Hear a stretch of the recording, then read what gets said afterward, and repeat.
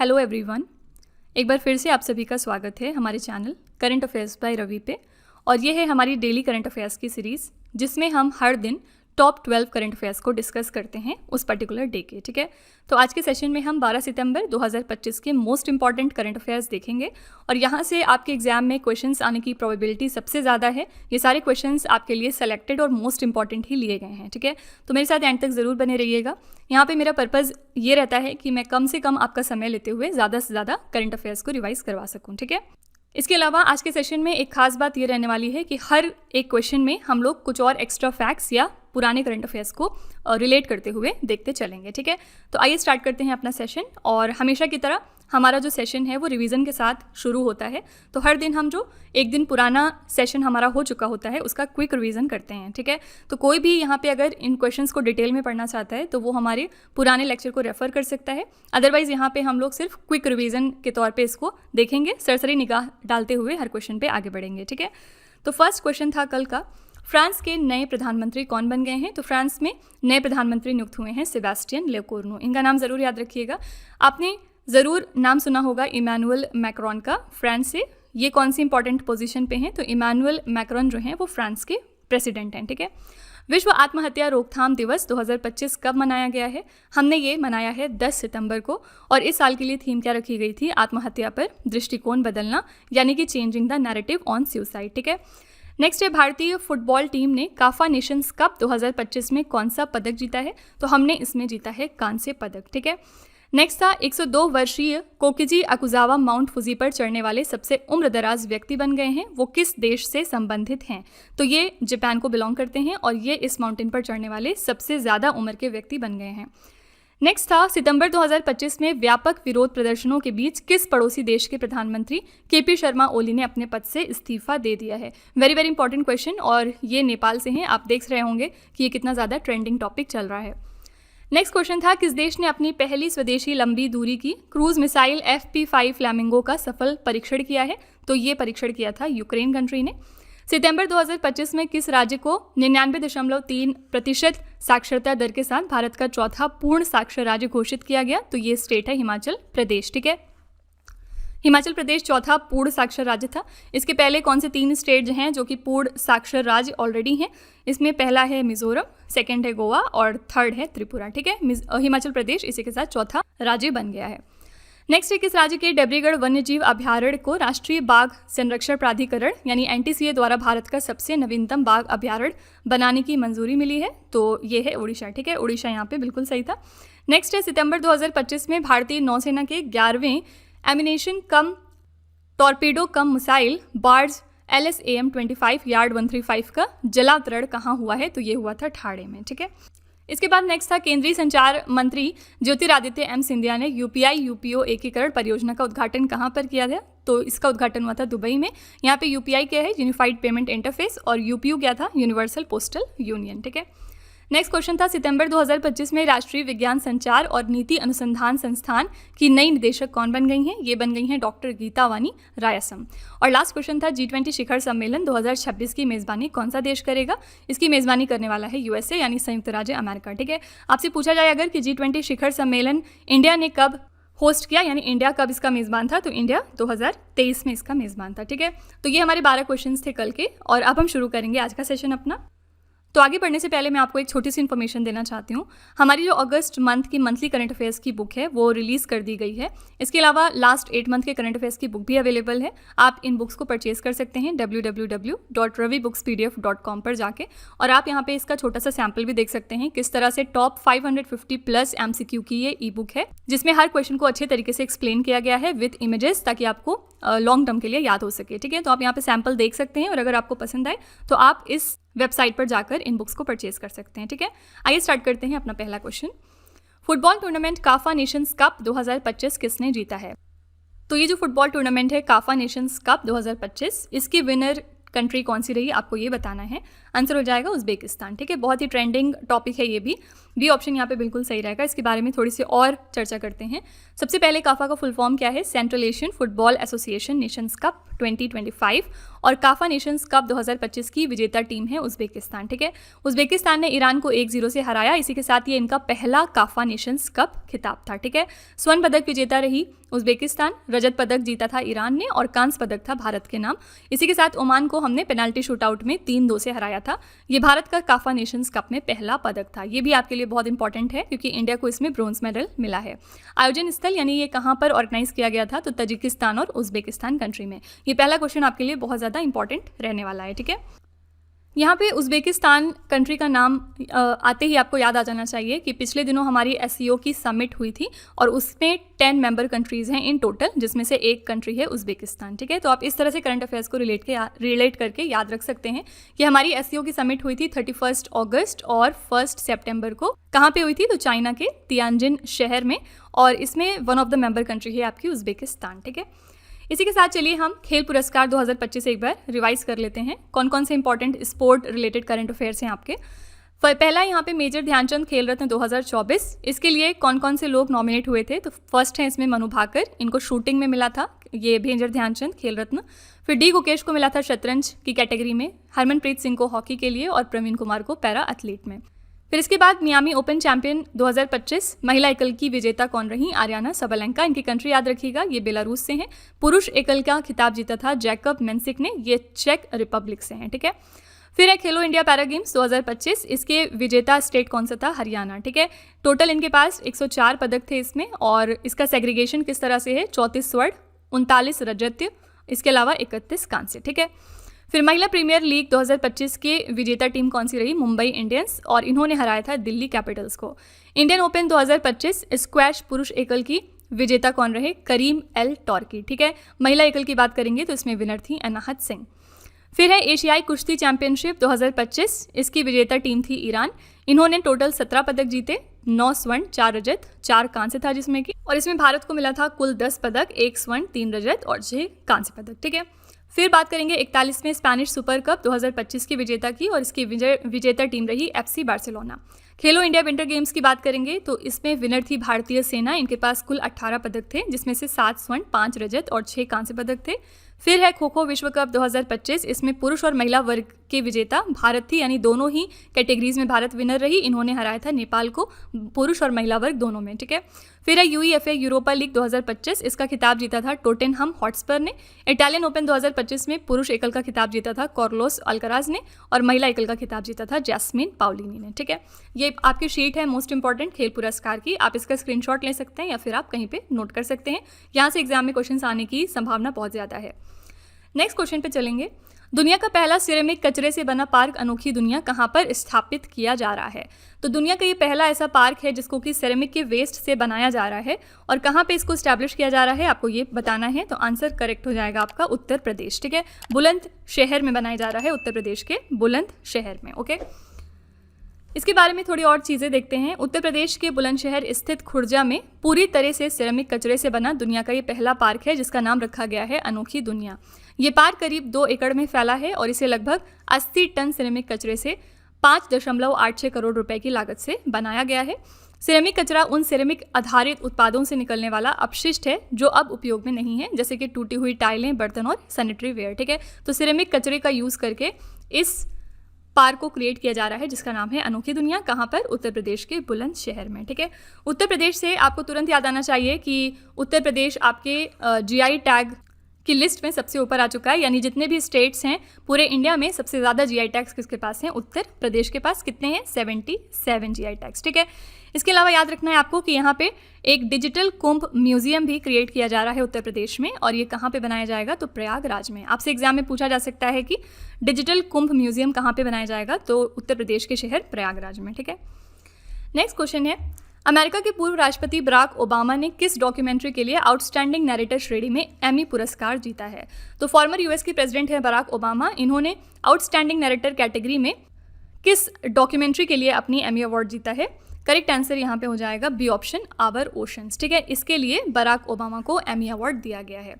तो पूर्व अमेरिकी राष्ट्रपति हैं बराक ओबामा। इन्होंने नेटफ्लिक्स की डॉक्यूमेंट्री आवर ओशंस के लिए तीसरा एमी पुरस्कार जीत लिया है।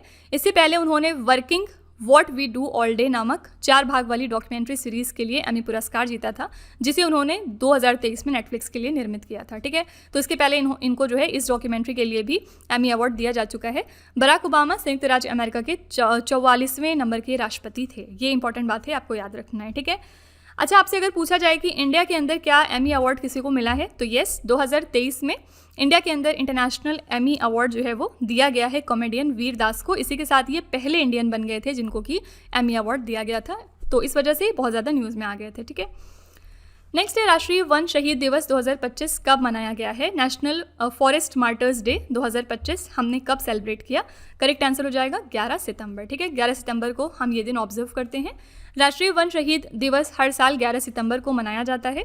ये दिवस उन बहादुर वन कर्मियों और वन्य जीव प्रेमियों के सम्मान में मनाया जाता है जिन्होंने जंगलों और वन्य जीवों की रक्षा करते हुए अपने जीवन का बलिदान दिया था। ठीक है, इस साल के लिए हमने थीम क्या रखी थी? शहीदों को याद करें, वनों की रक्षा करें, यानी कि रिमेंबरिंग मार्टिर्स और प्रोटेक्टिंग फॉरेस्ट। ओके, तो 2 बातें पूछी जाती हैं एग्जाम में ज़्यादातर कि पर्टिकुलर डे हम कब मनाते हैं और उसके लिए थीम क्या थी।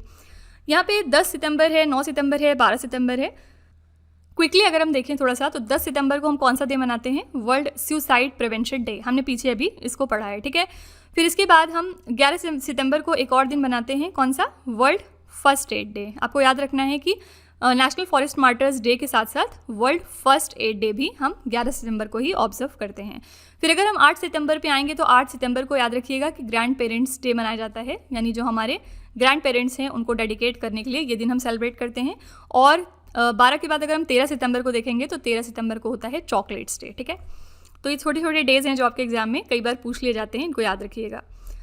नेक्स्ट है सितंबर 2025 में देश की पहली बांस आधारित बायो रिफाइनरी किस राज्य में खोली जाएगी? सितंबर 2025 में इंडिया का पहला bamboo based bio refinery plant open हो रहा है, और ये कहाँ पर ओपन हो रहा है आपको ये बताना है। आंसर है सी ऑप्शन, असम के स्टेट में। ठीक है, तो प्रधानमंत्री मोदी जी 14 सितंबर 2025 को असम के नुमालीगढ़ में भारत की पहली बांस आधारित बायो रिफाइनरी परियोजना राष्ट्र को समर्पित करेंगे, और इसके लिए लागत कितनी आई थी? तो 1700 करोड़ रुपए। ठीक है, इसे नुमालीगढ़ रिफाइनरी लिमिटेड और फिनलैंड की कंपनी चेम्पोलिस ओयू के सहयोग से विकसित किया गया। ये बायो रिफाइनरी हर साल 3 लाख मेट्रिक टन बांस का प्रसंस्करण करेगी, जिससे एथेनॉल, फफ्यूरल और एसिटिक एसिड का उत्पादन होगा। ठीक है, असम की बात करेंगे तो यहाँ पे कैपिटल फिलहाल क्या है? असम की कैपिटल है दिसपुर, और यहाँ पे चीफ मिनिस्टर कौन है? हेमंत बिस्व शर्मा, और गवर्नर कौन है? लक्ष्मण प्रसाद आचार्य। 3 बातें आपको हर स्टेट की पता होनी चाहिए। ठीक है, यहाँ पे असम राज्य दर्शन कर लेते हैं थोड़ा सा। असम की राजधानी है दिसपुर, जैसे कि मैंने आपको पीछे बताया। स्थापना कब हुई थी? 26 जनवरी 1950 को। मुख्यमंत्री हैं हेमंत बिस्व शर्मा, राज्यपाल इसके बन गए हैं लक्ष्मण प्रसाद आचार्य। असम के कुल पड़ोसी देश कितने हैं? तो 2, यानी 2 कंट्रीज़ के साथ इसकी बॉर्डर लगती है, भूटान और बांग्लादेश। कुल पड़ोसी राज्य हैं इसके साथ मेघालय, त्रिपुरा, मिजोरम, अरुणाचल प्रदेश, नागालैंड, मणिपुर और पश्चिम बंगाल। राज्य पक्षी है इसका वुड डक, राजकीय पशु है एक सिंग वाला गैंडा, राजकीय वृक्ष है होलोंग। ठीक है, लोक नृत्य यानी कि कौन कौन से डांसेस यहाँ पे फेमस हैं? बिहू, ये एग्जाम में बहुत बार पूछा जाता है। फिर है बागुरुम्बा, भोरताल, सत्रिया और झूमर। ठीक है, त्यौहार कौन से मनाए जाते हैं? बिहू, मी डैम, मीफी, जोरहाट बहुत बार पूछा गया एग्जाम में, अंबुबाची बहुत बार पूछा गया है। फिर है बोहाग बिहू, माजले उत्सव और रोंगकर। ठीक है, कौन से राज्य असम से निकाला गया? तो मेघालय को निकाला गया था। ठीक है, तो आप यहाँ पे देख सकते हैं असम के बारे में सारी की सारी जानकारी। नेक्स्ट क्वेश्चन है, सितंबर 2025 में भारत, ईरान और आर्मेनिया के बीच तीसरी त्रिपक्षीय परामर्श बैठक कहाँ पर आयोजित हुई है?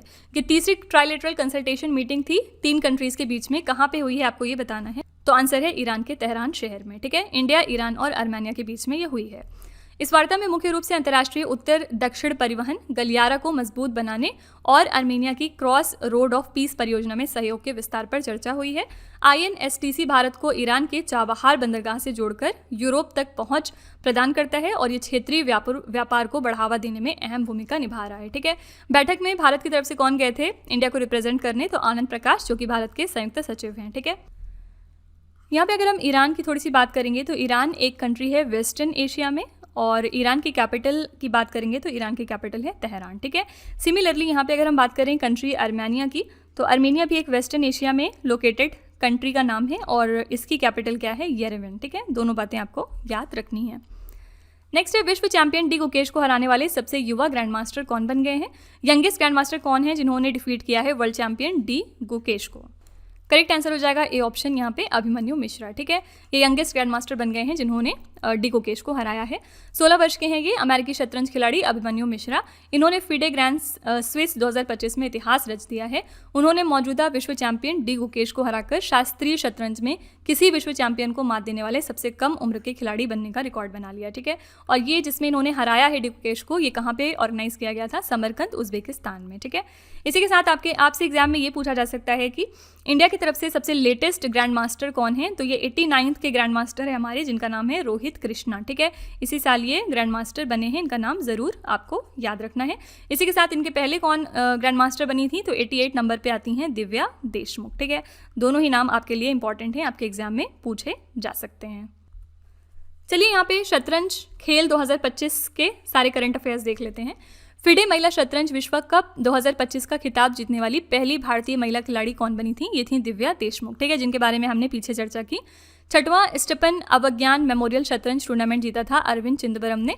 नॉर्वे शतरंज 2025 में मैग्नस कार्लसन को हराया था भारत के डी गुकेश ने। सुपर बैट क्लासिक 2025 में पहला ग्रैंड शतरंज टूर खिताब जीता आर प्रज्ञानंदन ने। 86वें भारतीय शतरंज ग्रैंड मास्टर बने थे तमिलनाडु के एल आर श्रीहरि। तालिबान ने शरिया कानून की चिंताओं के चलते किस देश में शतरंज पर रोक लगाई थी, तो अफगानिस्तान में। ठीक है, किस देश के शतरंज ग्रैंड मास्टर बोरिस स्पासकी का 88 वर्ष की आयु में निधन हो गया। ये रूस के बहुत फेमस ग्रैंड मास्टर थे और इनका निधन हो गया इसी साल। टाटा स्टील मास्टर शतरंज का खिताब किसने जीता, आर प्रज्ञानानंद ने। फिडे शतरंज विश्व कप 2025 की मेजबानी कौन सा देश करेगा, तो भारत करेगा। महिला विश्व रैपिड शतरंज चैंपियनशिप 2025 का खिताब जीता था कोनेरू हम्पी ने। सबसे युवा विश्व शतरंज चैंपियन कौन रहे, डी गुकेश, और इन्होंने किसको हराया था, चीन के डिंग लिरेन को। ठीक है, टाटा स्टील शतरंज इंडिया ब्लिट्स का खिताब जीता मैग्नस कार्लसन ने। इसी के साथ मेजर ध्यानचंद खेल रत्न पुरस्कार के लिए चयनित भारतीय ग्रैंड मास्टर कौन थे, ये थे डी गुकेश। ठीक है, आप देख सकते हैं कि कौन कौन से इंपॉर्टेंट चेस के प्लेयर्स हैं जो कि इस साल न्यूज़ में रहे, इनके बारे में एग्जाम में पूछा जा सकता है। अगले क्वेश्चन पे चलते हैं। सितंबर 2025 में स्वच्छ वायु सर्वेक्षण पुरस्कार में 10 लाख से अधिक आबादी वाले शहरों की श्रेणी में किस शहर ने प्रथम पुरस्कार जीता है। यहाँ पे करेक्ट आंसर हो जाएगा आपका बी ऑप्शन, इंदौर। ठीक है, इंदौर ने इस कैटेगरी में ये अवार्ड जीत लिया है। स्वच्छ वायु सर्वेक्षण पुरस्कार के बारे में थोड़ी सी और बात करते हैं, क्या क्या एग्जाम में पूछा जा सकता है, आइए देखते हैं।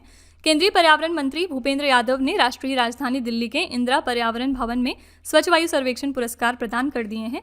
श्रेणी 1 इसमें थी, जिसमें कि ऐसी सारी सिटीज़ आती हैं जिनकी जनसंख्या 10 लाख से कम है। इसमें इंदौर पहले पोजीशन पे रहा, सेकंड पे था जबलपुर और थर्ड पे था आगरा और सूरत एक साथ। ठीक है, फिर दूसरी श्रेणी में ऐसे सभी शहर आते हैं जिनकी जनसंख्या 3 से 10 लाख के बीच आती है। इसमें पहला शहर था अमरावती, सेकंड पे झांसी और मुरादाबाद एक साथ था और थर्ड पे था अलवार। ठीक है, आप यहाँ पे पुरस्कार देख सकते हैं किसको कितना प्राइस मिला है। ठीक है, नेक्स्ट क्वेश्चन पे चलेंगे। सितंबर 2025 में नॉर्वे के प्रधानमंत्री के रूप में दोबारा कौन निर्वाचित हुए हैं, तो पहले से नॉर्वे के प्राइम मिनिस्टर थे जोनास गाहर स्टोरे और इनको एक बार फिर से री इलेक्ट कर लिया गया है। ठीक है, तो जोनास गाहर स्टोरे नॉर्वे के प्रधानमंत्री के रूप में दोबारा निर्वाचित हो गए हैं। वे नॉर्वे की लेबर पार्टी के नेता हैं और उन्होंने इस चुनाव में अपनी पार्टी के साथ जीत हासिल कर ली है। नॉर्वे की राजधानी है ओस्लो और यहाँ पे मुद्रा चलती है नॉर्वेजियन क्रोन। ठीक है, अगला क्वेश्चन है हमारा, सितंबर 2025 में किस देश ने एआई संचालित extra large autonomous under water vehicle जिसका नाम है घोस्ट शार्क, इसका अनावरण किया है। तो किस देश की है घोस्ट शार्क, आंसर हो जाएगा ऑस्ट्रेलिया। ठीक है, डी ऑप्शन बिल्कुल सही है। ऑस्ट्रेलिया ने एआई संचालित extra large autonomous under water vehicle ghost shark का अनावरण कर लिया है। ये under water drone royal Australian navy के लिए विकसित किया गया। ऑस्ट्रेलियन सरकार ने इस परियोजना के लिए कितने पैसे खर्चे हैं, तो 1.7 बिलियन ऑस्ट्रेलियाई डॉलर। इसको आप अमेरिकी डॉलर में देखेंगे तो 1.13 बिलियन अमेरिकी डॉलर का निवेश किया। ठीक है, ये ड्रोन जनवरी 2026 से ऑस्ट्रेलिया की नौसेना में तैनात किए जाएंगे। तो ये किसकी है, किस कंट्री की ड्रोन है, आंसर है ऑस्ट्रेलिया। ऑस्ट्रेलिया के साथ हम कौन सी 2 इंपॉर्टेंट मिलिट्री एक्सरसाइज करते हैं, यहाँ पे पहला है ऑस इंडेक्स और दूसरा है यहाँ पे ऑस्ट्रा हिंद। ठीक है, दोनों की दोनों एक्सरसाइजेज हम ऑस्ट्रेलिया के साथ मिलकर करते हैं। अगले क्वेश्चन पे चलेंगे। नशा मुक्त भारत के लिए नमो युवा रन अभियान का नया राष्ट्रीय एम्बेसडर किसे नियुक्त किया गया है, तो नमो युवा रन कैंपेन के लिए किसको हमने अपना नया नेशनल एम्बेसडर बनाया है, आंसर हो जाएगा मिलिंद सोनम को। ठीक है, यहाँ पे और भी ऑप्शन हैं आपके पास, जैसे क्या अक्षय कुमार हो गए। अक्षय कुमार कौन कौन सी इंपॉर्टेंट कंपनीज़ के ब्रांड एम्बेसडर हैं, तो अक्षय कुमार हार्पिक को बहुत ज़्यादा प्रमोट करते हैं। इसके अलावा ये टाटा मोटर्स के भी ब्रांड एम्बेसडर हैं और भी बहुत सारी चीज़ें हैं जिनके कि ये ब्रांड एम्बेसडर हैं, लेकिन ये दोनों बहुत इंपॉर्टेंट हैं। फिर विराट कोहली की बात करेंगे तो विराट कोहली जो है वो MRF टायर्स के ब्रांड एम्बेसडर हैं। फिर ये प्यूमा के भी ब्रांड एम्बेसडर हैं और जो हमारी नॉइस कंपनी है उसके भी ये ब्रांड एम्बेसडर हैं। इसी के अलावा बजरंग पुनिया की बात करेंगे तो बजरंग पुनिया जो हैं ये टाटा लिमिटेड के लिए ब्रांड एम्बेसडर हैं। इसके अलावा ये मोबिल इंडिया के लिए भी ब्रांड एम्बेसडर नियुक्त हुए हैं। फाइन। तो प्रधानमंत्री नरेंद्र मोदी के 75वें जन्मदिन के उपलक्ष्य में भारतीय जनता युवा मोर्चा ने 7 दिसंबर 2025 को नमो युवा रन अभियान की शुरुआत करी। पर्पस क्या था? युवाओं को फिटनेस के लिए जागरूक करना और उन्हें नशे से दूर रहने के लिए प्रेरित करना। मशहूर अभिनेता और फिटनेस आइकन मिलिंद सोमन को इस अभियान का राष्ट्रीय एम्बेसडर नियुक्त किया गया है। आज का आखिरी क्वेश्चन है, सितंबर 2025 में भारत ने किस देश के साथ द्विपक्षीय निवेश समझौते पर हस्ताक्षर किए हैं? कौन सी कंट्री के साथ हमने बायलैटरल इन्वेस्टमेंट ट्रीटी को साइन कर लिया है? आंसर हो जाएगा ए ऑप्शन, इजराइल कंट्री। ठीक है, इसके बारे में और चीज़ें देखते हैं। भारत और इजराइल ने नई दिल्ली में एक द्विपक्षीय निवेश समझौते पर हस्ताक्षर किया। इस समझौते पर भारत की वित्त मंत्री निर्मला सीतारमन और इजराइल के वित्त मंत्री जिनका नाम है बेजिलेल स्मोट्रिच, इन्होंने हस्ताक्षर किए हैं। पर्पस क्या है? दोनों देशों के बीच निवेश को बढ़ावा देना, निवेशकों को सुरक्षा प्रदान करना और आर्थिक सहयोग को मजबूत करना, ये हमारा पर्पस है। ठीक है, यहाँ पे इजराइल की बात करेंगे तो इजराइल इस साल बहुत सारी चीज़ों की वजह से न्यूज़ में था। सबसे इसमें से मेजर क्या है? ईरान और इजराइल की जो वॉर चल रही थी। ठीक है, आपको एक बहुत इंपॉर्टेंट बात याद रखनी है कि इजराइल ने एक बहुत इंपॉर्टेंट ऑपरेशन लॉन्च किया था ईरान के अगेंस्ट, जिसका नाम था राइजिंग लॉयन। बार बार एग्जाम में पूछा जा रहा है कि राइजिंग लॉयन नाम का ऑपरेशन किसने किसके खिलाफ लॉन्च किया? तो इजराइल ने लॉन्च किया था ईरान के खिलाफ। ठीक है, और रिटर्न में ईरान ने कौन सा ऑपरेशन लॉन्च किया था इजराइल के लिए? तो ट्रू प्रॉमिस नाम का ऑपरेशन था जो कि ईरान ने लॉन्च किया इजराइल के लिए। ठीक है, तो कंफ्यूज नहीं करिएगा, ये दोनों अलग अलग ऑपरेशन हैं, अलग अलग कंट्रीज़ के द्वारा लॉन्च किए गए। तो इसी के साथ फ्रेंड्स हमारा जो डेली करंट अफेयर्स का सेशन है यहाँ पे कंप्लीट होता है। आई होप कि आपको पसंद आया होगा। और लास्ट में हमेशा की तरह आपके लिए 3 क्वेश्चंस हैं टेस्ट के दौर, जिनका आंसर आपको कमेंट सेक्शन में लिखना होता है। पहला क्वेश्चन है आपके लिए, football tournament CAFA nations cup 2025 का खिताब किसने जीता है? कौन सी कंट्री इसकी विनर थी? दूसरा क्वेश्चन है, विश्व चैंपियन डी गुकेश को हराने वाले सबसे युवा ग्रैंड मास्टर कौन बन गए हैं इनमें से? तीसरा क्वेश्चन है, सितंबर 2025 में स्वच्छ वायु सर्वेक्षण पुरस्कार में 10 लाख से अधिक आबादी वाले शहरों की श्रेणी में किस शहर ने प्रथम पुरस्कार जीता है? तो ये सारे आपके ऑप्शंस हैं। इसका जो जवाब है वो आपको कमेंट सेक्शन में लिखना है। और इसी के साथ सेशन यहाँ पे हमारा कंप्लीट होता है। कमेंट सेक्शन में जाके ज़रूर बताइएगा कि आपको आज का सेशन कैसा लगा। इसके अलावा अगर आपको लगता है कि कहीं पे कुछ इंप्रूव हो सकता है, कोई आपका सजेशन है, तो वो भी आप कमेंट में लिख सकते हैं। हम उसको कोशिश करेंगे रिव्यू करने की और ठीक करने की। मिलते हैं अगले लेक्चर में एक और इम्पॉर्टेंट टॉपिक के साथ। Till then stay tuned. Thank you so much for watching. Also don't forget to like, share and subscribe our channel.